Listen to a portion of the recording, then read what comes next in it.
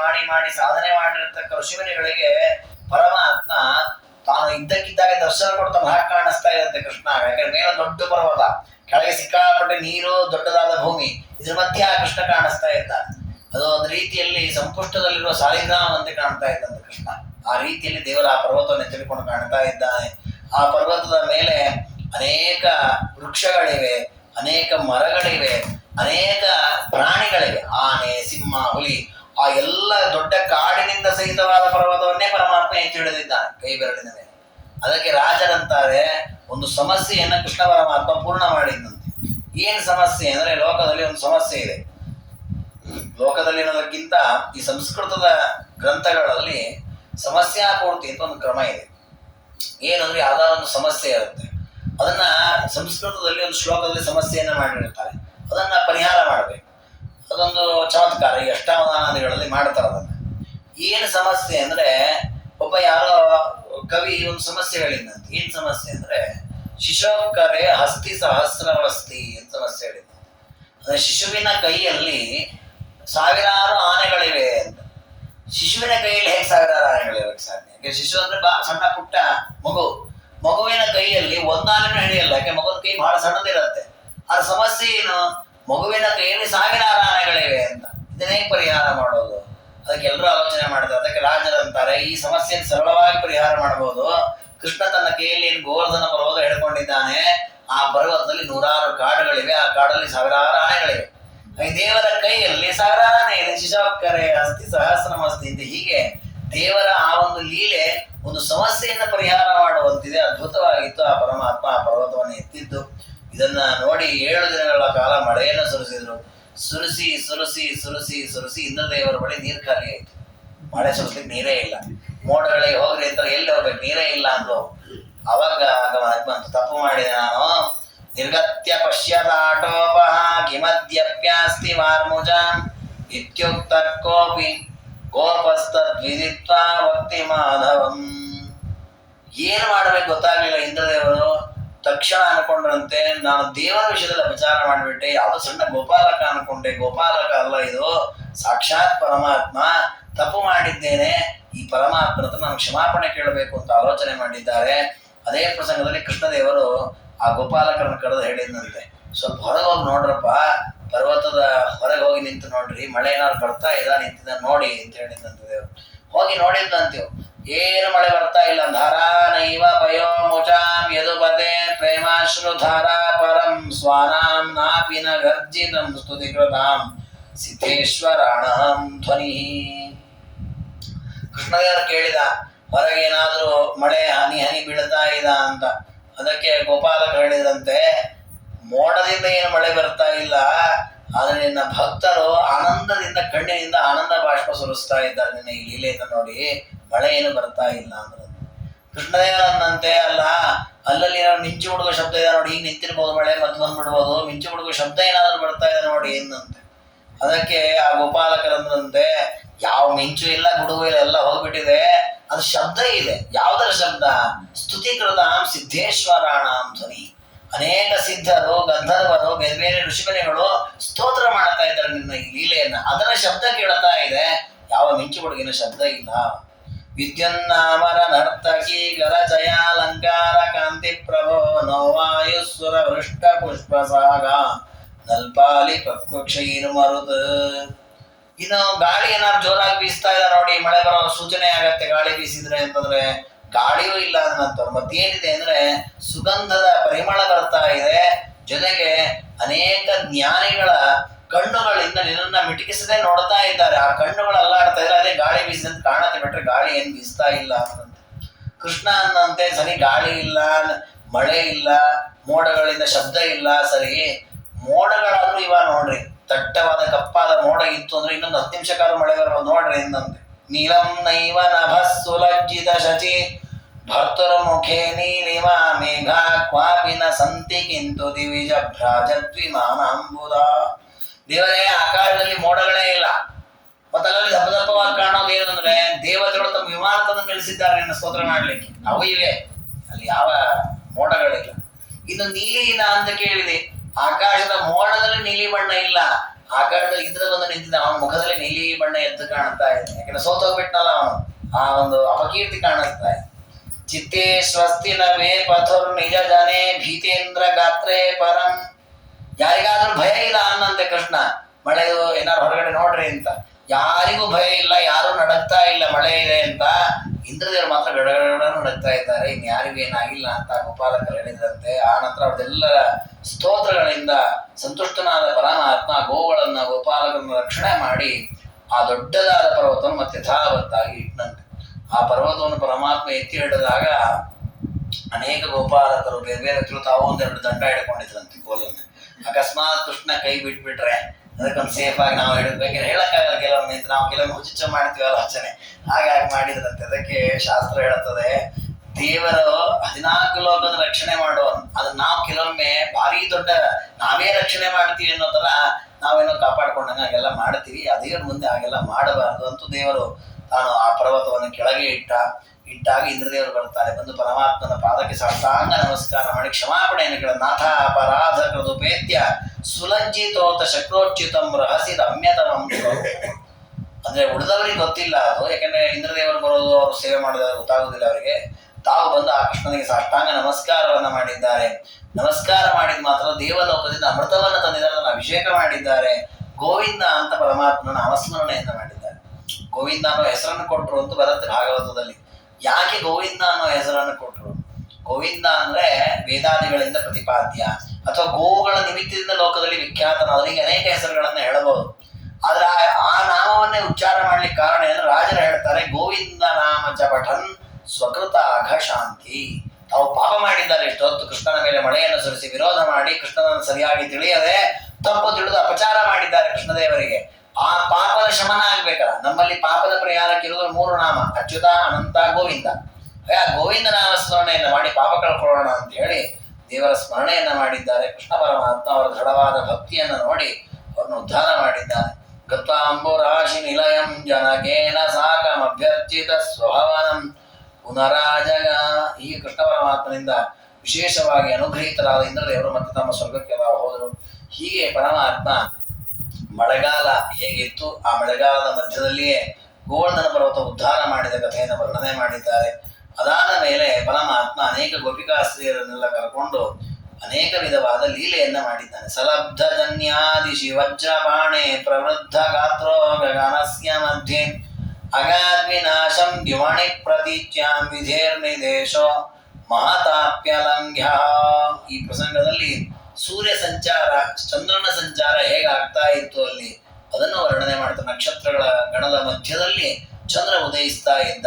ಅದೇ ಪ್ರಸಂಗದಲ್ಲಿ ಕೃಷ್ಣ ಪರಮಾತ್ಮನು ಕೂಡ ಅನೇಕ ಗೋಪಿಕಾಸ್ತ್ರೀಯರಿಂದ ಕೂಡಿಕೊಂಡು ಅಲ್ಲಿರುವ ಸರೋವರಗಳಲ್ಲಿ ವಿಹಾರ ಮಾಡಿದ್ದಾನಂತೆ.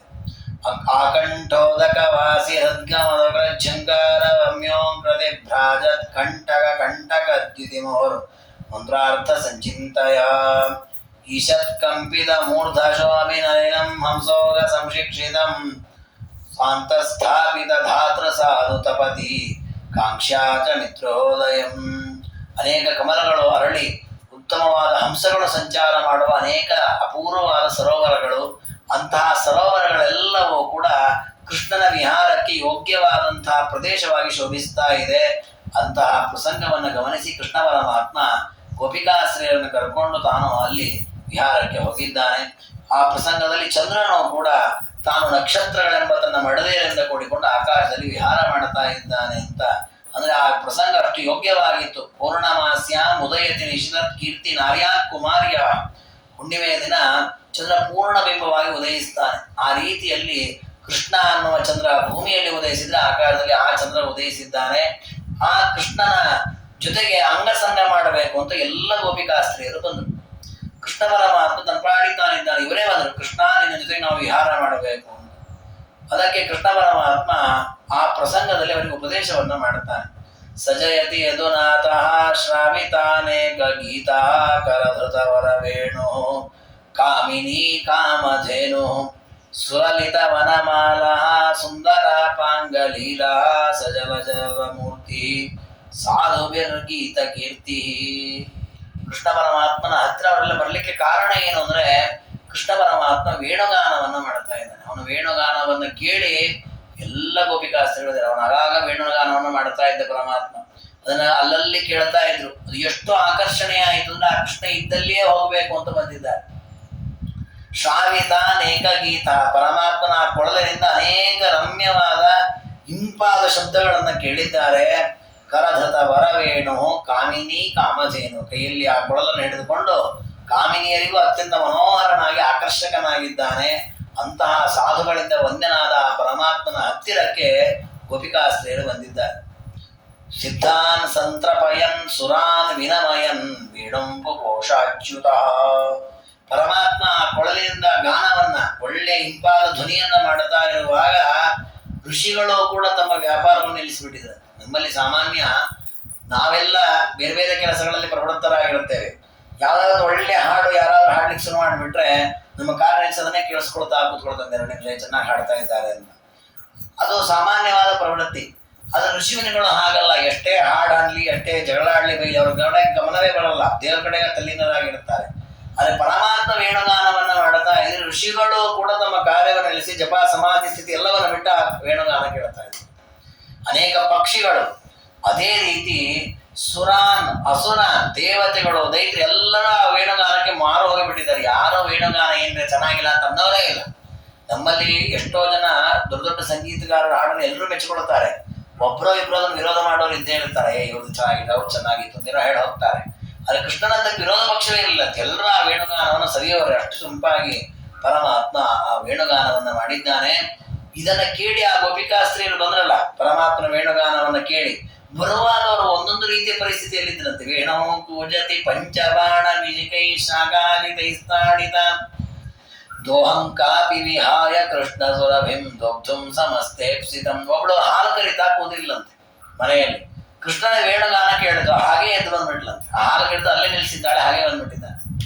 ಇನ್ನೊಬ್ಳು ಭಕ್ತಿಂ ವಿಸೃಜ್ಯಾಪರ, ಊಟ ಮಾಡ್ತಾ ಕೂತಿರ್ಲಂತೆ ಅವಳು. ಪಾಪ ಊಟ ಮಾಡ್ತಾ ಇದ್ದಾಳೆ, ಮಧ್ಯದಲ್ಲಿ ಶಬ್ದ ಶುರು ಆಯ್ತು, ವೇಣುಗಾನ ಶಬ್ದ ಶುರು ಆಯ್ತು. ಅರ್ಧ ಬಿಟ್ಟು ಹಾಗೆ ಹೋಗಿದ್ದಾಳೆ ಊಟವನ್ನು ಬಿಟ್ಟು. ಕಾಂತಂ ಕಾಚನ ಸದ್ಗುಣಾರ್ಣವ ಭೃತೆ ಭರ್ತ್ರೆ ಸ್ಪೃಹಾಂ ಬಿಭ್ರತಿ. ಇನ್ನೊಬ್ಳು ಯಾರೋ ಗಂಡನಿಗೇನೋ ಉಪಚಾರ ಮಾಡ್ತಾ ಇದ್ಲು, ಗಂಡನಿಗೆ ಏನ್ ಬೇಕೋ ಕೆಲಸ ಮಾಡಿ ಕೊಡ್ತಾ ಇದ್ಲು. ಕೃಷ್ಣನ ವೇಣುಗಾನ ಶುರು ಆಯ್ತು, ಅರ್ಧ ಬಿಟ್ಟು ಹಾಗೆ ಹೋಗ್ಬಿಟ್ಲಂತೆ. ಬಡಿಸ್ತಾ ಇದ್ಲೋ ಅಥವಾ ಏನೋ ಎಣ್ಣೆ ಹಚ್ತಾ ಇದ್ಲೋ, ಸ್ನಾನ ಮಾಡಿಸ್ತಾ ಇದ್ಲು, ಏನ್ ಮಾಡ್ತಾ ಇದ್ಲು ಗೊತ್ತಿಲ್ಲ. ಬಾಬಾ ಗಂಡನ ಪರಿಸ್ಥಿತಿ ಅವ್ನು ಹಾಗೆ ಇದ್ದಾನೆ, ಇವಳು ಹೊರಟೇ ಬಿಟ್ಟಿದ್ದಾನೆ. ತೋಕಂ ಕೃಷ್ಣ ವಿಹಾರ ಯೋಗ್ಯ ವಿಭವ ಕನ್ಯೇತಿ ಕಾಚಿದ್ಗತ. ಇನ್ನೊಬ್ಳು ತನ್ನ ಮಗುವಿಗೆ ಏನೋ ಅಲಂಕಾರ ಮಾಡ್ತಾ ಇದ್ಲಂತೆ, ಮಗುವಿಗೆ ಆಟವಾಡಿಸ್ತಾ ಇದ್ಲಂತೆ. ಕೃಷ್ಣನ ವೇಣುಗಾನಗಳು ಆ ಮಗುವನ್ನಲ್ಲೇ ಬಿಟ್ಟು ತಾನು ಹಾಗೆ ಹೋಗಿದ್ದಾಳ. ಅಷ್ಟು ಕೃಷ್ಣನ ಗಾನ ಮನುಷ್ಯರನ್ನೆಲ್ಲ ಆ ಕಡೆ ಸೆಳಿತಾ ಇದೆ. ಗೋಪ್ಯನ್ಯಾಂಜನ ರೂಷಿತಂ ಸ್ವನಯನಂ ಕುರುವಂತ್ಯಗಾತ್ ಸತ್ವರ. ಇನ್ನೊಬ್ಳು ಯಾರೋ ಕಾಡಿಗೆ ಹಚ್ಕೊಳ್ತಾ ಇಲ್ಲಂತೆ, ಹಚ್ಕೊಳ್ತಾ ಸ್ವಲ್ಪ ದೊಡ್ಡದಾಗಿ ಬಿಟ್ಟಿದೆ. ಆದ್ರೆ ಆ ಶಬ್ದಕ್ಕೆ ಮರಳಾಗಿ ಹಾಗೆ ಹೋಗ್ಬಿಟ್ಲ. ಮುಖನ ನೋಡ್ಕೊಳ್ಳಿಲ್ಲ, ಕನ್ನಡಿಯಲ್ಲಿ ಚೆನ್ನಾಗಿದೆ ಏನಿದೆ ಹಾಗೆ ಹೋಗಿದ್ದ. ತಜ್ಞಾನಾಂಜನ ತುಷ್ಟದಿ ದಿವಪದೋ ಭೂಷಾಂಶ ದೋಷ್ಣಿ ತರ ಇನ್ ಕೆಲವು ಆಭರಣ ಅರ್ಧ ಹಾಕೊಂಡೋಳು ಹಾಗೆ ಬಂದಿದ್ದಾಳೆ. ಹೀಗೆ ಅವರವರ ಕೆಲಸಗಳನ್ನು ಮೈಮರೆತು ಆ ಕೃಷ್ಣನ ಹಾಡಿನಲ್ಲಿ, ಕೃಷ್ಣನ ಗಾನದಲ್ಲಿ ತಲ್ಲೀನರಾಗಿದ್ದಾರೆ. ರಂಗ ಕೊಳಲ ನೂದಲಾಗಿ ರಂಗಯ್ಯ ಕೊಳಲ ನೂದಲು ದಾಸರ ಪದ್ಯ. ಇದನ್ನೇ ಭಾಗವತದಲ್ಲಿ ಮತ್ತೆ ರುಕ್ಮಿಣಿಯಲ್ಲಿ ಹೇಳಿರುವ ವಿಷಯವನ್ನು ಇಟ್ಕೊಂಡು ಯಾವ ರೀತಿ ವಾತಾವರಣ ಇತ್ತು ಆ ಕೃಷ್ಣ ಕೊಳಲು ನೋದುವಾಗ.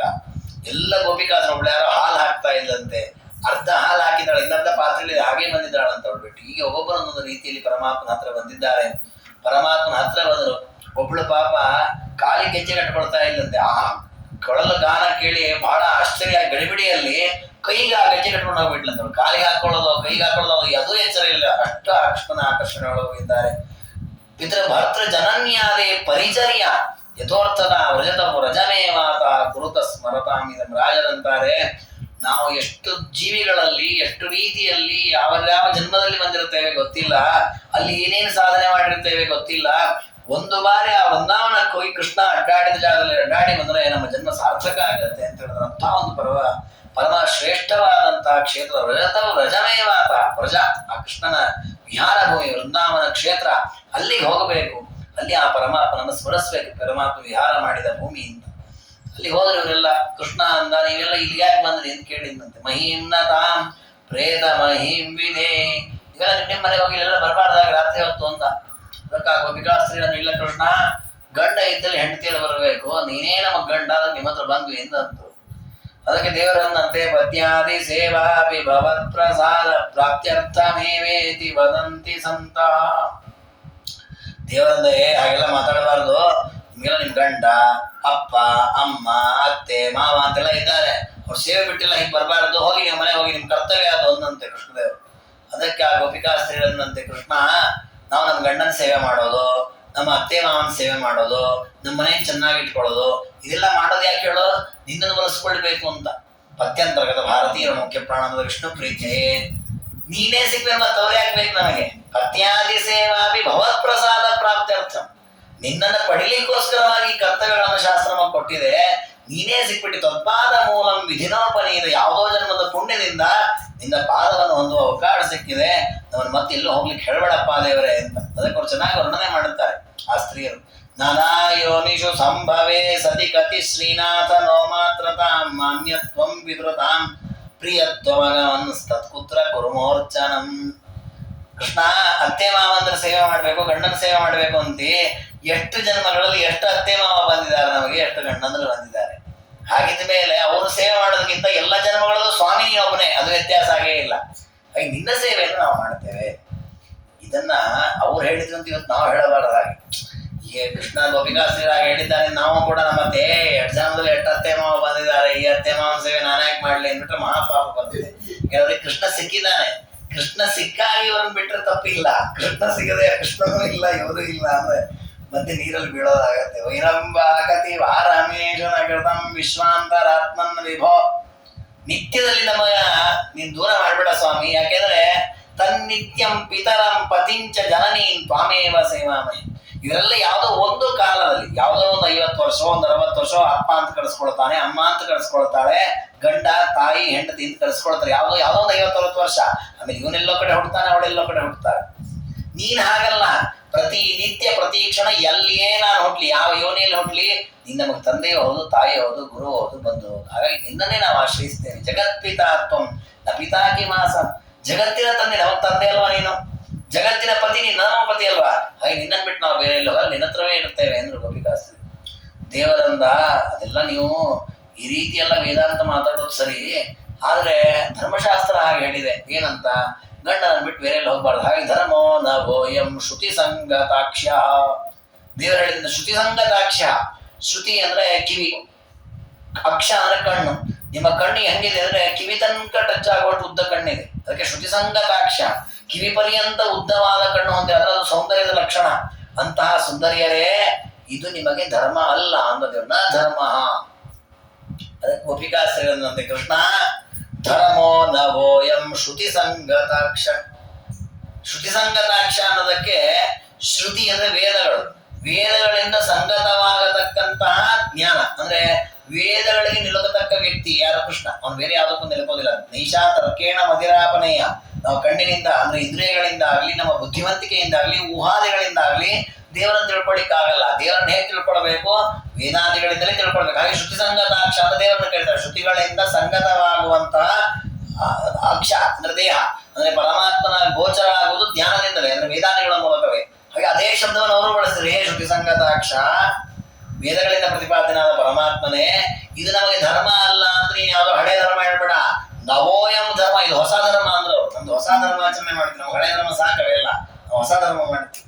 ಮಾನ್ಯಂ ಭಜದ್ವಂ ರಮಣಂ ವಿಹಾಯ. ದೇವರಂತ ಹೆಣ್ಮಕ್ಳೇ ಗಂಡನ ಬಿಟ್ಟು ಬೇರೆ ಹತ್ರ ಬರಬಾರದು ಅಂದ್ರು. ಅವರಂದ್ರು ಮಾನ್ಯಂ ಭಜಾಮೋ ರಮಣಂ ವಿಹಾಯ. ನಾವು ಬೇರೆ ಗಂಡನ ಹೋಗ್ತಾ ಇಲ್ಲಪ್ಪ ಸ್ವಾಮಿ, ನಮ್ಮ ನಿತ್ಯ ಗಂಡ ನೀನು, ನಿನ್ನನ್ನೇ ನಾವು ಆರಾಧನೆ ಮಾಡ್ತೇವೆ ಅಂದ್ರಂತ. ಹೀಗೆ ಅನೇಕ ರೀತಿಯ ಮಾತುಗಳನ್ನು ಹೇಳೋಕೆ ಸಂತೋಷಪಡಿಸಿದ. ತಾಪತ್ಯ ಪತ್ಯ ಭಜನೇಶು ವಿರಕ್ತ ಚಿತ್ತ ಶ್ರೀ ಪುಂಡರೀಕ ನಯನೇಕ್ಷಣ ಕಾರ್ಯಸಕ್ತ ಅರಣ್ಯಕೇಶು ಮುನಿವರ್ಗ ಇವಾತಿ ಮುಗ್ಧ ಶ್ರೀರರು ವಿಮೃಗ್ಯ ಬಹುಧಾ ತಮರಣ್ಯಕೇಶು. ರಾಜರು ನೋಡಿ ಆ ಮುಕ್ತ ಸ್ಥಿತಿಯನ್ನು ತಗೊಳ್ತಾರೆ ರಾಜರು. ಅಂದ್ರೆ ಆ ಗೋಪಿಕಾಸ್ತ್ರೀಯರೆಲ್ಲ ಕೃಷ್ಣನೊಟ್ಟಿಗೆ ವಿಹಾರ ಮಾಡ್ತಾ ಇದ್ದಾರೆ. ಇದೊಂದು ಸಾಮಾನ್ಯ ಶೃಂಗಾರದ ವರ್ಣನೆ. ಅದು ರಾಜರೆಲ್ಲ ಅಧ್ಯಾತ್ಮದ ಚಿಂತನೆ ಮಾಡುತ್ತಾರೆ. ಕೃಷ್ಣ ಪರಮಾತ್ಮನೊಟ್ಟಿಗೆ ಆ ಮುಕ್ತ ಸ್ತ್ರೀಯರು ವಿಹಾರ ಮಾಡಿದ್ದು ಹೇಗಿತ್ತು ಅಂದ್ರೆ, ಅನೇಕ ಋಷಿಮುನಿಗಳು ಪರಮಾತ್ಮನನ್ನು ತಿಳ್ಕೊಳ್ಬೇಕು ಅಂತ ವೇದಾಂತದಲ್ಲಿ ಆಸಕ್ತರಾಗ್ತಾರಲ್ಲ, ಹಾಗಿದೆ ಇದು ಅಂತಾರ. ಯಾಕೆ ಅಂದ್ರೆ ತಾಪತ್ಯ ಪತ್ಯ ಭವನೇಶು ವಿರಕ್ತ ಚಿತ್ತ. ಆ ಗೋಪಿಕಾಸ್ತ್ರೀಯರೆಲ್ಲ ಏನ್ ಮಾಡಿದ್ದಾರೆ? ತಮ್ಮ ಗಂಡ ಮಕ್ಕಳು ಮನೆ ಬಾಂಧವರು ಇವರೆಲ್ಲರಲ್ಲಿ ವೈರಾಗ್ಯವನ್ನು ತಳವರೆಲ್ಲೂ ಮನಸ್ಸಿಡದೆ ಪರಮಾತ್ಮನ ಪಾದದಲ್ಲಿ ಅವನನ್ನು ನೋಡಬೇಕು, ಅವನ ಜೊತೆ ಮಾತಾಡಬೇಕು, ಅವನ ಜೊತೆ ವಿಹಾರ ಮಾಡಬೇಕು ಅಂತ ಅಲ್ಲಿ ಮನಸ್ಸಿಟ್ಟಿದ್ದಾರೆ. ಜ್ಞಾನಿಗಳು ಹೇಗಿರ್ತಾರೆ? ಅವರು ಅರಣ್ಯಕೇಶು, ಕಾಡಿನಲ್ಲಿ ವಾಸ ಮಾಡ್ತಾರೆ ಜ್ಞಾನಿಗಳು. ಅಂದ್ರೆ ಅವರು ಒಂದಿಷ್ಟು ದಿನಗಳ ಕಾಲ ಮನೆಯಲ್ಲಿ ಅಧ್ಯಯನ ಇದೆಲ್ಲ ಮಾಡೋ ದಿವಸ ಎಲ್ಲ ಅವರು ಬಿಟ್ಟು ವಾನಪ್ರಸ್ಥ ಜೀವನ ಮಾಡುತ್ತಾರೆ. ಅಲ್ಲಿ ಹೇಗಿರ್ತಾರೆ ಅವರು? ಪತ್ಯ ಭವನೇಶು ವಿರಕ್ತ ಚಿತ್ತ.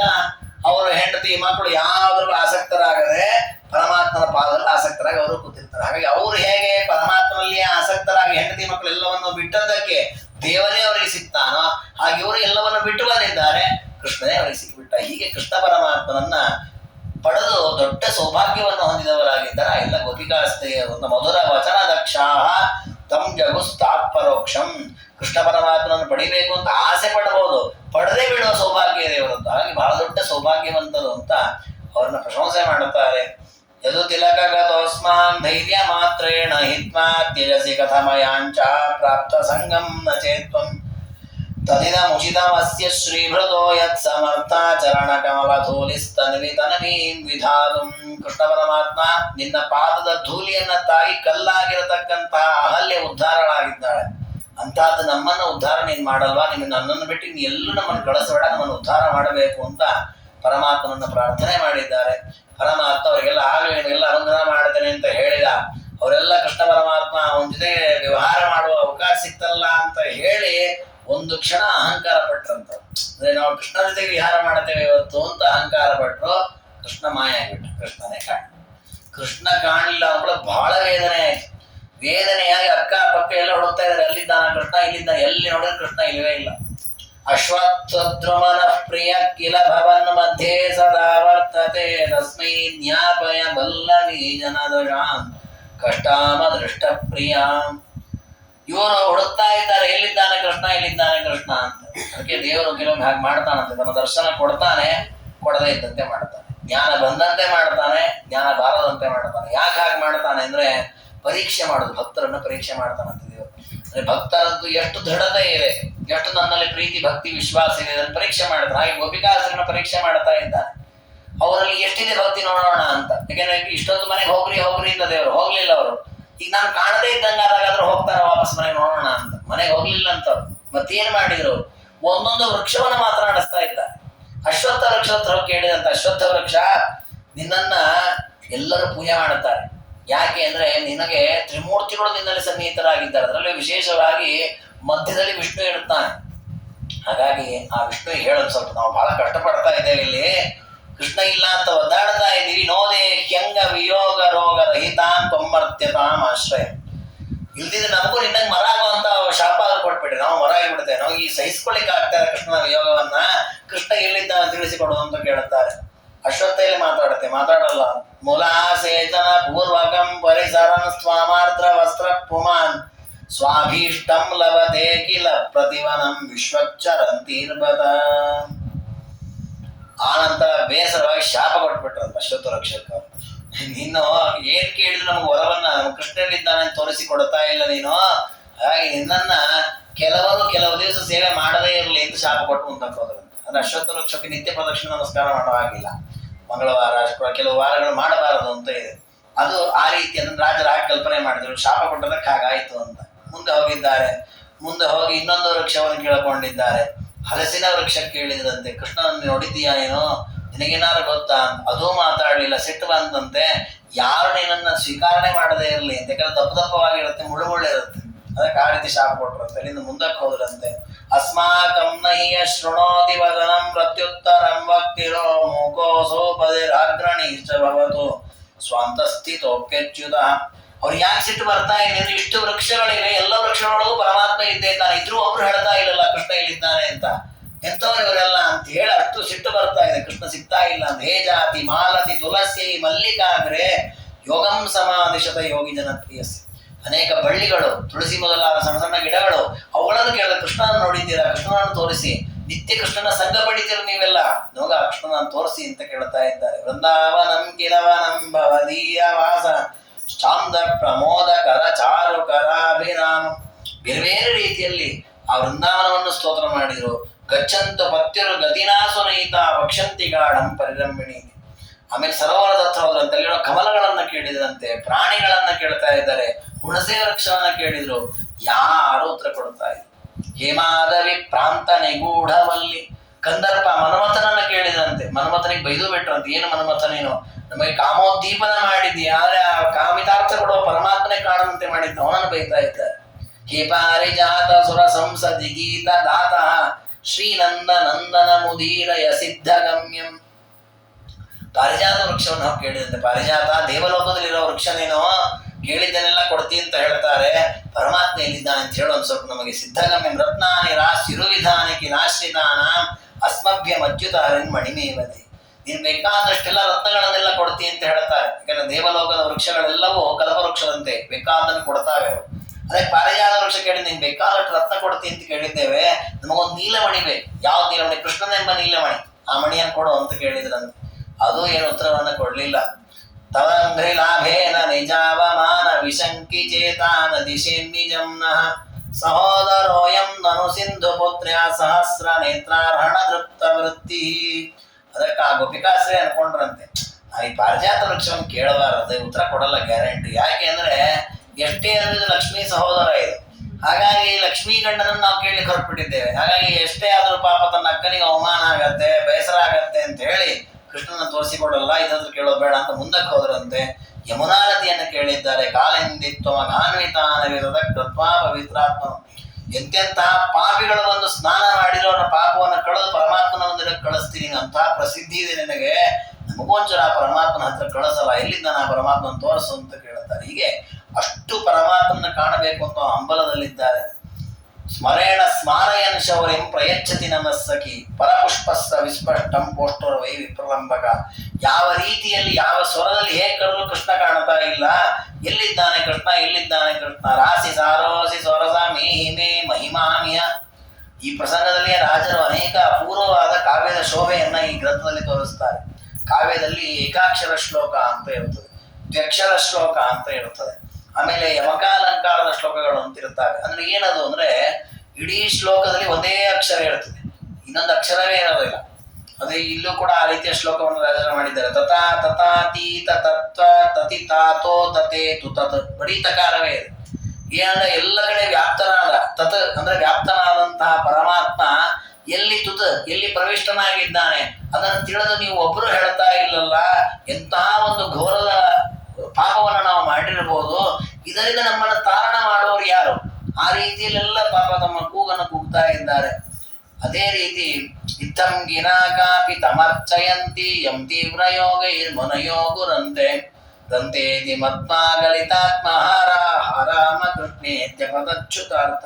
ಕೃಷ್ಣ ಎಲ್ಲಿದ್ದೀನಿ ನೀನು, ಕೃಷ್ಣ ಯಾವಾಗ ನೋಡ್ತೇನೆ, ಕೃಷ್ಣ ಕೃಷ್ಣ ಕೃಷ್ಣ ಅಂತ ಅನೇಕ ಗೋಪಿಕಾಸರು, ಈ 7 ಗೋಪಿಕಾಸರು ವಿಲಾಪ ಮಾಡ್ತಾ ಮಾಡ್ತಾ ಪರಿಪೂರ್ಣ ಪರಮಾತ್ಮನಲ್ಲಿ ಲೀನನಾದದ್ದರಿಂದ ಮೋಹಿತಳಾಗಿ ಮೂರ್ಛಿತಳಾಗಿ ಕೆಳಗೆ ಬಿದ್ದಂತೆ. ಹಾರಾಮ ಕೃಷ್ಣ ಇತಿ ಪದಚ್ಯುತಾರ್ಥ. ಬಹಳಷ್ಟು ಬಳಲಿ ಬಿಟ್ಟಿದ್ದಾಳೆ ಕೃಷ್ಣ ಕೃಷ್ಣ ಕೃಷ್ಣ ಅಂತೇಳಿ. ಅಂದ್ರೆ ಕೃಷ್ಣ ಪರಮಾತ್ಮನಲ್ಲಿ ಎಷ್ಟು ಭಕ್ತಿಯನ್ನ ಮಾಡುತ್ತಿದ್ರು ಅವರು ಅಂತ. ಆದ್ರೆ ಅವರಿಗೂ ಕ್ವಚಿತ್ ಅಹಂಕಾರಾದಿಗಳು ಬಂದದಿದೆ. ಅದಕ್ಕೆ ದೇವರು ಹಾಗಾಗಿ ಪರೀಕ್ಷೆ ಮಾಡಿದ್ದು ಇದ್ದಾರೆ. ಅಷ್ಟು ಪರಮಾತ್ಮನಿಗಾಗಿ ಸರ್ವಸ್ವವನ್ನು ಬಿಟ್ಟಂಥವರು.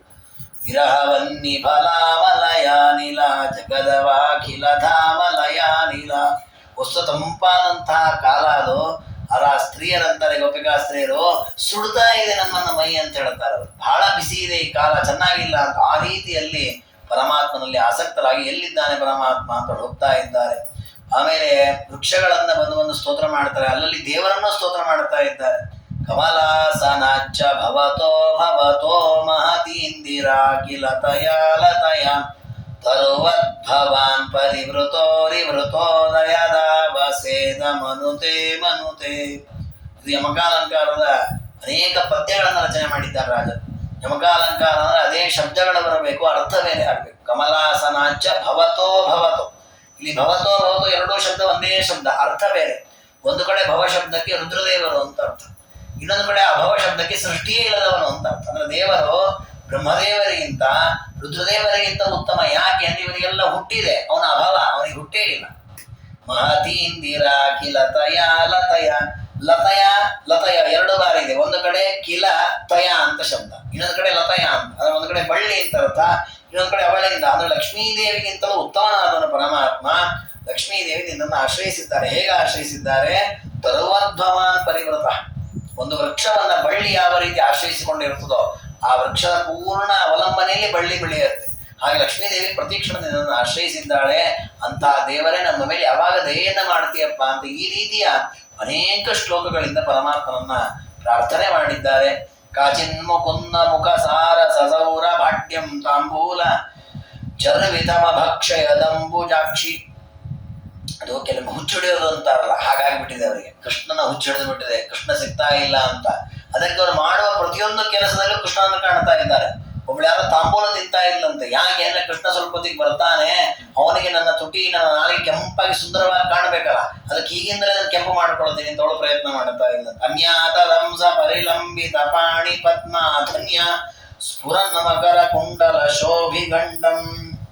ಇನ್ನು ಕೆಲವರು ಒಳ್ಳೊಳ್ಳೆ ಆಭರಣಗಳನ್ನ ವಸ್ತ್ರಗಳನ್ನ ಹಾಕೊಂಡು ಅಲಂಕಾರ ಮಾಡ್ಕೊಳ್ತಾ ಇದ್ರಂತೆ. ಯಾಕೆಂದ್ರೆ ಕೃಷ್ಣನೊಟ್ಟಿಗೆ ವಿಹಾರ ಮಾಡ್ಲಿಕ್ಕೆ ತಯಾರಾಗಬೇಕು ಅಂತ. ಹೀಗೆ ಒಬ್ಬೊಬ್ಬರು ಒಂದೊಂದು ರೀತಿಯಲ್ಲಿ ಕೃಷ್ಣನ ವಿಹಾರಕ್ಕಾಗಿ ಕೃಷ್ಣ ಯಾವಾಗ ಬರ್ತಾನೆ ಅಂತ ಕಾಯ್ತಾ ಇದ್ದಾರೆ. ಅನ್ಯಾಚ ತಂಹೃದಿ ನಿಧಾಯ ನಿಮೀಲಿತಾಕ್ಷಿ ಸರ್ವಾಭಿರಾಭಿರನಭೂತಮಭುಂಕ ಭೋಗಂ ಕಿನ್ನಾಮ ನಾಸ್ತಿ ಮುನಿಮಾರ್ಗ ಜುಷಾಂಭಿ ಲೋಕೆ. ಹೀಗೆ ಒಬ್ಬೊಬ್ಬರು ಕೂಡ ಪರಮಾತ್ಮನನ್ನ ಕಾಣಲಿಕ್ಕೆ ತಮ್ಮಿಂದ ಏನು ಸಾಧ್ಯ ಆ ರೀತಿ ಪ್ರಯತ್ನವನ್ನ ಮಾಡ್ತಾರೆ. ಹೇಗಾರ ಮಾಡಿ ಆ ಪರಮಾತ್ಮ ಕಾಣಲಿ ಅಂತ. ಈ ರೀತಿ ಅವರು ಅನೇಕ ರೀತಿಯಲ್ಲಿ ಪರಮಾತ್ಮನ ದರ್ಶನಕ್ಕಾಗಿ ಕಾತರದಿಂದ ಕಾಯ್ತಾ ಇರುವಾಗ ಪರಮಾತ್ಮ ಪ್ರಕಟನಾದಾಗ ಬಹಳಷ್ಟು ಆನಂದ ಆಗಿದೆ. ಒಂದು ರೀತಿಯಲ್ಲಿ ಅವರಿಗೆ ಅಪರೋಕ್ಷ ಜ್ಞಾನ ಬಂದಷ್ಟು ಆನಂದ ಆಗಿಬಿಡುತ್ತೆ. ದೇವರನ್ನೇ ಕಂಡಿರಲಿಲ್ಲ, ಎಲ್ಲೋ ಹೋಗ್ಬಿಟ್ಟಿದ್ದ ದೇವರು ಕಣ್ಣ ಅಂತ ಬಹಳ ಸಂತೋಷ ಆಗಿದೆ. ಸಂತೋಷವಾಗಿ ಆ ಪರಮಾತ್ಮನೊಟ್ಟಿಗೆ ವಿಹಾರವನ್ನ ಮಾಡಿದ್ದಾರೆ. ಸ್ವಾನಂದಂ ಪ್ರಕಟೀ ಚಕಾರ ಸುಖದಂ ಸಾಯುಜ್ಯ ಮಾಲಿಂಗ್ಯತ ಸಾಧರಮ್ಯಂ ಸಕೃತಾನುಲೇಪತಿಲಕೈ ಮೋಕ್ಷಂ ಹೃದಿ ಸ್ಥಾವೃತೆ ತಾಭಿಃ ಸಸ್ಮಿತ ಮೀಕ್ಷಿತೋ ಯದುಪತಿ ಸಾರೋಪ್ಯ ಸಾಷ್ಟಿ ದಿಶನ್ ರಾಸಾಖ್ಯಂಚ ತಥೋತ್ಸವಂ ನೈ ಕಥಾ ವ್ಯರ್ಥ ಪರಬ್ರಹ್ಮಣ. ಪರಮಾತ್ಮನ ನೋಡಿ ಬಹಳ ಸಂತೋಷವಾಯಿತು. ಕೃಷ್ಣ ನನ್ನ ಹತ್ರ ಬಾ, ನನ್ನ ಹತ್ರ ಅಂತ ಎಲ್ಲ ಗೋಪಿಕಾಸ್ತ್ರೀಯರು ಕರೀತಾ ಇದ್ದಾರೆ. ಆ ಎಲ್ಲ ಗೋಪಿಕಾಸ್ತ್ರೀಯರ ಜೊತೆಗೂ ಪರಮಾತ್ಮ ವಿಹಾರ ಮಾಡ್ತಾ ಇದ್ದಾನೆ. ಅನೇಕ ರೂಪಗಳನ್ನ ಸ್ವೀಕಾರ ಮಾಡಿದ್ದು. ಒಬ್ಬೊಬ್ಬಳ ಜೊತೆಗೂ ಪರಮಾತ್ಮ ಒಂದು ರೂಪದಿಂದ ವಿಹಾರ ಮಾಡ್ತಾ ಇದ್ದಾನೆ. ಎಲ್ಲರಿಗೂ ಆನಂದ. ಅಷ್ಟೊತ್ತು ಅವರೇನು ಆ ವಿರಹದ ವೇದನೆಯಲ್ಲಿ ದುಃಖ ಪಟ್ಟಿದ್ರು ಅದನ್ನೆಲ್ಲ ಉಪಶಮನ ಮಾಡ್ತಾ ಇದ್ದಾರೆ. ವಿಶೇಷವಾಗಿ ರಾಸೋತ್ಸವ, ರಾಸಕ್ರೀಡೆ ಅಂತ ಏನು ಕರೀತಾರೆ, ಅದೊಂದು ವೈಭವದ ಲೀಲೆ. ಏನ್ ರಾಸಕ್ರೀಡೆ ಅಂದ್ರೆ ಜಲಕ್ರೀಡೆನೇ ರಾಸಕ್ರೀಡೆ ಅಂತ ಕರೀತಾರೆ. ನೀರಿನಲ್ಲಿ ಆಡುವ ಒಂದು ಆಟ. ಪುರುಷ ಸ್ತ್ರೀಯರು ಆನಂದದಿಂದ ಆಡುವ ನೀರಿನ ವಿಹಾರ. ಪರಮಾತ್ಮ ಗೋಪಿಕಾ ಸ್ತ್ರೀಯರನ್ನೆಲ್ಲ ಸರೋವರ ನದಿಗಳಲ್ಲಿ ಕರ್ಕೊಂಡು ಹೋಗಿ ವಿಹಾರ ಮಾಡ್ತಾ ಇದ್ದಾನೆ. ಆ ವಿಹಾರ ಮಾಡುವಾಗ ಹೇಗ್ ಕಾಣ್ತಾ ಇತ್ತು ಆ ವಿಹಾರ ಅಂದ್ರೆ ಕೃಷ್ಣ ಪರಮಾತ್ಮ ವೈಕುಂಠವನ್ನು ಅವರಿಗೆ ಕೊಟ್ಟಿದ್ದಾನೆ ಎನ್ನುವಂತೆ ಇತ್ತಂತೆ. ಯಾಕೆ ಅಂದ್ರೆ ವೈಕುಂಠದಲ್ಲಿ 4 ರೀತಿಯ ಲೋಕ ಇದೆ. ಸಾಲೋಕ್ಯ, ಸಾರೋಕ್ಯ, ಸಾಮೀಪ್ಯ, ಸಾಯುಜ್ಯ ಅಂತ. ಹಾಗಿಲ್ಲೂ ಹಾಗೆ ಇದೆ. ಸ್ವಾನಂದಂ ಪ್ರಕಟೀ ಚಕಾರ ಸುಖದಂ. ಮೋಕ್ಷದಲ್ಲಿ ಆನಂದ ಅಭಿವ್ಯಕ್ತಿ ಆಗತ್ತೆ. ಇವರಿಗೂ ಆನಂದ ಆಗಿದೆ. ಯಾಕೆ ದೇವರ ಸ್ವಂಗದಿಂದ ಇದಕ್ಕಿಂತ ಇನ್ನೇನು ಆನಂದವೇ. ಇನ್ನು ಮೋಕ್ಷದಲ್ಲಿ ಏನಿರುತ್ತೆ, ಪರಮಾತ್ಮನ ಜೊತೆಗೆ ಇರಬಹುದು. ಸಾಯುಜ್ಯ, ದೇವರಿಗೆ ಆಲಿಂಗನವೇ ಮಾಡ್ಕೊಂಡ್ಬಿಟ್ಟಿದ್ದಾನೆ. ಸುಖದಂ ಸಾಯುಜ್ಯ ಮಾಲಿಂಗ್ಯತ, ಅವ್ರನ್ನ ಆಲಿಂಗನ ಮಾಡಿಕೊಂಡು ಸಾಯುಜ್ಯವನ್ನ ಕೊಟ್ಟಿದ್ದಾನೆ. ಇನ್ನು ಮೋಕ್ಷದಲ್ಲಿ ಸಾರೂಪ್ಯ ಅಂತ ಒಂದು ಮೋಕ್ಷ ಇದೆ. ದೇವರಂತೆ ಆಕಾರ, ದೇವರಂತೆ ನಾವು 4 ಕೈಯಿಂದ ಇರೋದು, ದೇವರಂತೆನೇ ನಡೆಯೋದು, ಹೀಗೆಲ್ಲ ದೇವರಂತೆ ಇರುವಂತಹ ರೂಪ ಪಡ್ಕೊಳ್ಳುವ ಸೌಭಾಗ್ಯ ಇದೆ ಒಂದು ಲೋಕ. ಇಲ್ಲದೇ ಇದೆ. ಯಾಕೆ? ಸಾಧರಮ್ಯಂ ಸಕೃತಾನುಲೇಪ ತಿಲಕೈ. ಇವರು ಅವರನ್ನು ಮುಡ್ತಾರೆ, ಅವರು ಇವರನ್ನು ಮುಡ್ತಾರೆ. ಕೃಷ್ಣನಿಗೆ ಅವರು ಹಚ್ತಾರೆ ತಿಲಕಾದಿಗಳನ್ನು, ಕೃಷ್ಣ ಇವರಿಗೆ ಹಚ್ತಾ ಇದ್ದಾನೆ. ಹಾಗೆ ಪರಸ್ಪರ ಸಾಧರ್ಮ್ಯವನ್ನು ಉಂಟು ಮಾಡಿಕೊಳ್ತಾ ಇದ್ದಾರೆ. ಮೋಕ್ಷಂ ಹೃದಿ ಸ್ಥಾವರತೆ. ಇನ್ನು ಸಾಲೋಕ್ಯ, ಒಂದೇ ಲೋಕದಲ್ಲಿರೋದು, ಇಬ್ರು ಒಂದೇ ಜಾಗದಲ್ಲಿ ವಿಹಾರ ಮಾಡುತ್ತಾ ಇದ್ದಾರೆ. ಹೀಗೆ ಮೋಕ್ಷದಲ್ಲಿರುವ ನಾನಾ ವಿಧವಾದ ಪ್ರಭೇದದ ಆನಂದವನ್ನ ಆ ಗೋಪಿಕಾಸ್ತ್ರೀಯರಿಗೆಲ್ಲ ಕರುಣಿಸಬೇಕು ಅನ್ನುವ ದೃಷ್ಟಿಯಿಂದ ಪರಮಾತ್ಮ ಆ ರಸೋತ್ಸವವನ್ನ, ಜಲಕ್ರೀಡೆಯನ್ನ ಮಾಡಿ ಅವರಿಗೆ ಆನಂದವನ್ನ ಕೊಡ್ತಾ ಇದ್ದಾನೆ. ಇದು ವ್ಯರ್ಥವಾದ ಜಲಕ್ರೀಡೆ ಅಲ್ಲ. ಯಾವುದೋ ಪರಪುರುಷ ಪರಸ್ತ್ರೀಯರ ವಿಹಾರಾದಿಗಳನ್ನು ನಾವು ಮಾತಾಡಿದ್ರೆ ಪಾಪ ಬರುತ್ತೆ. ಅಂತಹ ಮಾತುಗಳನ್ನು ನಾವು ಆಡಬಾರದು. ಆದರೆ ಕೃಷ್ಣನ ಈ ಜಲವಿಹಾರ ಏನಿದೆ, ಇದು ಮೋಕ್ಷವನ್ನ ಕೊಡತಕ್ಕ ಚಿಂತನೆ ವಿನಃ ಇಲ್ಲಿ ಯಾವುದೇ ಕಾಮಕ್ರೋಧಾದಿಗಳು ಅಥವಾ ಯಾವುದೋ ಕೆಟ್ಟ ದೃಷ್ಟಿಯೋ ಅದು ಯಾವುದೂ ಇಲ್ಲ. ಪರಿಶುದ್ಧವಾದ ಭಕ್ತಿ ಅವರಲ್ಲಿದೆ. ದೇವರವರಲ್ಲಿರುವ ಲಕ್ಷ್ಮೀ ಸಾನ್ನಿಧ್ಯಕ್ಕೆ ಅನುಗುಣವಾಗಿ ಅನುಗ್ರಹವನ್ನ ಮಾಡ್ತಾ ಇದ್ದಾನೆ. ರಮ್ಯಸ್ಥಲೀಂ ರಾಸ ಮಹಾಯ ಶೌರ್ಯ ರಗಾದ ಸೌಸಾರ ಜನೀಹಿತಾಯ. ಆ ಎಲ್ಲ ಸ್ತ್ರೀಯರನ್ನ ಸಂತೋಷಪಡಿಸಲಿಕ್ಕೆ ಪರಮಾತ್ಮ ಹೊಂದಿದ್ದ ರಮ್ಯವಾದ ಪ್ರದೇಶದಲ್ಲಿ ರಾಸ ಕ್ರೀಡೆಯಲ್ಲಿ ಅತ್ಯಂತ ಆನಂದದಿಂದ ವಿಹಾರ ಮಾಡ್ತಾ ಇದ್ದಾರೆ. ಎಷ್ಟು ವಿಹಾರ ಅಂದ್ರೆ ಗೋಪಿಕಾ ಸ್ತ್ರೀಯರು ಆ ವಿಹಾರದಲ್ಲಿ ಕೃಷ್ಣನ ಜೊತೆಗಲ್ಲಿ ಸರೋವರದಲ್ಲಿ ವಿಹಾರ ಮಾಡ್ತಾ ಮಾಡ್ತಾ ಸರೋವರ ಪೂರ್ಣ ಕಮಲದಿಂದಲೇ ಕೂಡಿದಂತೆ ಕಾಣುತ್ತಿತ್ತಂತೆ. ಯಾಕಂದ್ರೆ ಇವ್ರದೆಲ್ಲ ಮುಖ ಕಮಲದಂತೆ ಸುಂದರವಾದ ಮುಖ, ಕಂಠಪೂರ್ಣ ನೀರಿನಲ್ಲಿದ್ದಾರೆ, ಬರೀ ಕಮಲಗಳೇ ಅರಳುವಂತ ಅನಿಸ್ಬೇಕು, ಅಷ್ಟು ಸುಂದರವಾಗಿತ್ತು ಆ ಸರೋವರ. ಆ ರೀತಿಯಲ್ಲಿ ಪರಮಾತ್ಮ ಅವರ ಜೊತೆಗೆ ವಿಹಾರವನ್ನ ಮಾಡಿದ್ದಾರೆ. ಕೆಲವರು ಪರಮಾತ್ಮನ ಗಟ್ಟಿಯಾಗಿ ತಪ್ಕೊಂಡಿದ್ದಾರೆ, ಕೆಲವರು ಚುಂಬನ ಮಾಡ್ತಾ ಇದ್ದಾರೆ. ಆಶಿಷ್ಯ ಕಂಠಂಬದ ಪೂರ್ವವರ್ಮ ಸ್ವೀಯಾಂನ ಮುಂಚೆಯಂತ ಮಂಚೆಯಂತಿ. ಇನ್ನು ಕೆಲವು ಗೋಪಿಕಾ ಶ್ರೀ ಕೃಷ್ಣನ ಗಟ್ಟಿ ಹಿಡ್ಕೊಂಡು ಹೇಳ, ಕೃಷ್ಣ ಆಗಲೇ ನಮ್ಮನ್ನು ಬಿಟ್ಟೋಗಿದ್ದೆ ಮತ್ತೆಂದು ಬಿಟ್ಟು ಹೋಗ್ಬೇಡ ನಮ್ಮನ್ನ, ಆ ರೀತಿ ಕೆಲವರು ಹೇಳ್ತಾ ಇದ್ದಾರೆ. ಕಿಮಾಪ್ತ ಕಾಮಸ್ಯ ತವಾ ಬೀರೀಶ ತಥಾಪಿ ನಸ್ತೋಷಯಸೇ ವಿಲಾಸೈ ಇತೀರಯಂತೀವ ಕರಂ ಮುರಾರೆ ಸ್ತನೇನ್ಯಧಾತ್ಕಾಪಿ ಬಲೇನ ಬಾಲ. ಇನ್ನು ಕೆಲವು ಗೋಪಿಕಾಸ್ತಿರು ತಮ್ಮ ಅಂಗಗಳಲ್ಲೆಲ್ಲ ಪರಮಾತ್ಮನ ಕೈಯನ್ನಿಟ್ಟುಕೊಳ್ತಾ ಇದ್ದಾರಂತೆ.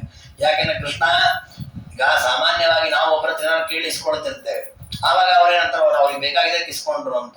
ಅವ್ರೇನೋ ಕೇಳಿದ್ರೆ ನಾವೇನು ತಗೊಳ್ರಿ ನಾವಾಗಿ ಕೊಡ್ತೇವೆ.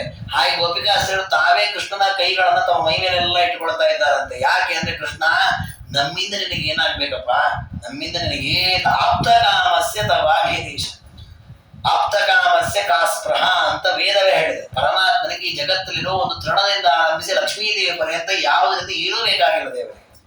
ಎಷ್ಟರ ಮಟ್ಟಿಗೆ ಅಂದ್ರೆ ಬ್ರಹ್ಮಾಂಡ ಸೃಷ್ಟಿ, ಬ್ರಹ್ಮದೇವರ ಸೃಷ್ಟಿಗೂ ಲಕ್ಷ್ಮಿಯಾದಿಗಳ ಅವಶ್ಯಕತೆ, ತಾನೇ ತರ ನಾವಿಂದ ಸೃಷ್ಟಿ ಮಾಡಿಬಿಟ್ಟು ಅಷ್ಟು ಸ್ವತಂತ್ರನಾಗಿದ್ದಾನೆ ದೇವರು.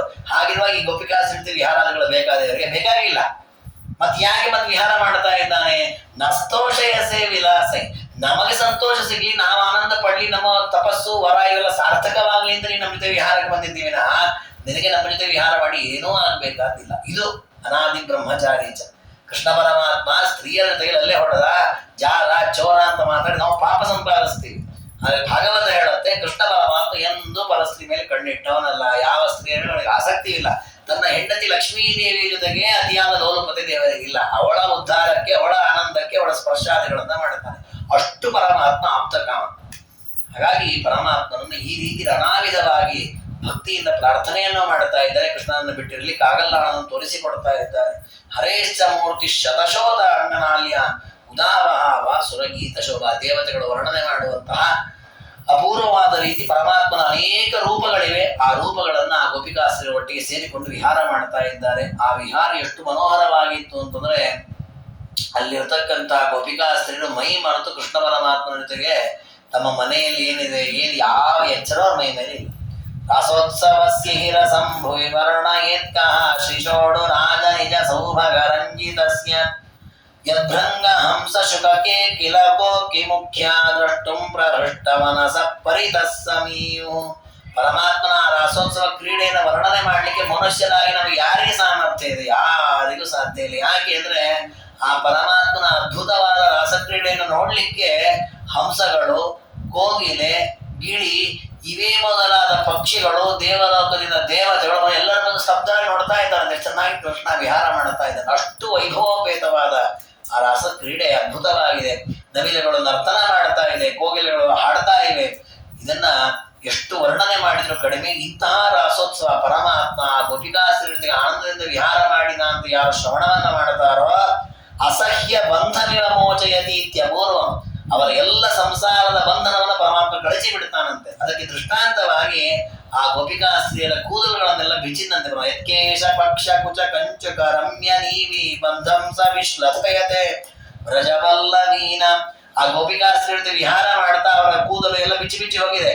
ದೇವರನ್ನು ಏನು ಸೂಚನೆ ಮಾಡಿದ ಅಂದ್ರೆ ನನ್ನ ಈ ಅದ್ಭುತವಾದ ವಿಹಾರವನ್ನು ಯಾರು ಚಿಂತನೆ ಮಾಡ್ತಾರೋ ಅವರ ಎಲ್ಲ ಬಂಧನವನ್ನು ನಾನು ಬಿಚ್ಚಿ ಬಿಡ್ತೇನೆ ಅಂತ, ಸಂಸಾರದ ಮುಕ್ತಿ ಮಾಡ್ತೇನೆ ಅಂತ ತೋರಿಸ್ತಾ ಇದ್ದಾನೆ. ಈ ರೀತಿ ಪರಮಾತ್ಮನ ಅದ್ಭುತವಾದ ರಾಸಲೀಲೆಯನ್ನು ವರ್ಣನೆ ಮಾಡ್ತಾರೆ. ಮುಂದೆ ಪರಮಾತ್ಮ ಮತ್ತೊಂದು ಬಾರಿ ಆ ಗೋಪಿಕಾಸ್ತ್ರೀಯರನ್ನ ಪರೀಕ್ಷೆ ಮಾಡ್ತಾನೆ. ಅದನ್ನು ವರ್ಣನೆ ಮಾಡಿ ಮುಂದೆ ಕೃಷ್ಣ ಪರಮಾತ್ಮನ ಮಥುರಾ ದಿಗ್ವಿಜಯವನ್ನ ಹೇಳ್ತಾರೆ. ಅದನ್ನ ನಾಳೆ ದಿನ ತಿಳಿದುಕೊಳ್ಳೋಣ ಅಂತ ಹೇಳ್ತಾ ಇವತ್ತಿನ ಈ ಚಿಂತನೆಯನ್ನ ಗುರುಗಳ ಅಂತರ್ಯಾಮಿ ಮಧ್ವಪತಿ ಗೋಪಾಲಕೃಷ್ಣನ ಪಾದಾರವಿಂದಗಳಲ್ಲಿ ಸಮರ್ಪಣೆ ಮಾಡೋಣ. ಸರ್ವಗುಣ ಸಂಪೂರ್ಣ ಸರ್ವದೋಷ ವಿವರ್ಜಿತ ಪ್ರಿಯತಾಂ ಪ್ರೀತ ಏವಾಲಂ ವಿಷ್ಣುರಮೇ ಪರಮಸ್ರುತ. ಶ್ರೀಕೃಷ್ಣಾರ್ಪಣ.